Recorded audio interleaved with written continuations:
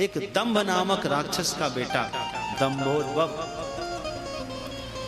जिसने तपस्या किया, भगवान सूर्य से 1000 कवच मांगा और ये भी कहा कि जो 1000 वर्ष तपस्या करे फिर युद्ध करे वही मेरा केवल एक कवच तोड़ सके। जब मेरा कवच तोड़ दे तो वह मर जाए।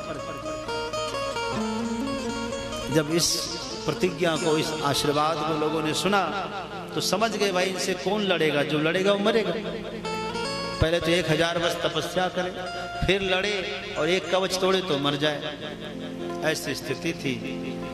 तब देवताओं ने धर्म से कहा कि आप अपनी संतान को योग्य बनाइए। तो स्वयं श्री हरि ही नर नारायण के रूप में प्रकट हुए।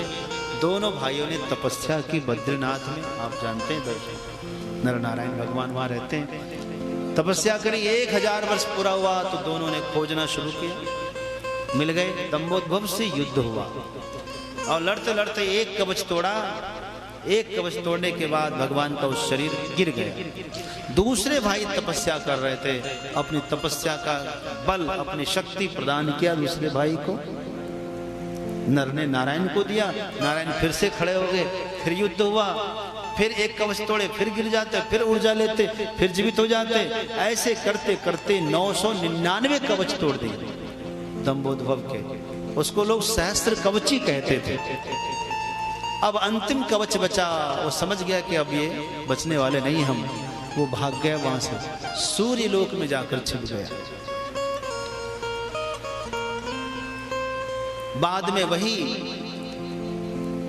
पांडु की पत्नी कुंती के प्रार्थना पर सूर्य के अंश से वही राक्षस जो था सहस्त्र कवची कर्ण बनकर प्रकट हुआ, जिसको जन्मजात कवच मिला था। लेकिन भगवान भी कम नहीं, पीछा छोड़ने वाले नहीं है। स्वयं नर नारायण ही अर्जुन और श्री कृष्ण बनकर प्रकट हुए और उसका अंतिम कवच भी तोड़ डाला।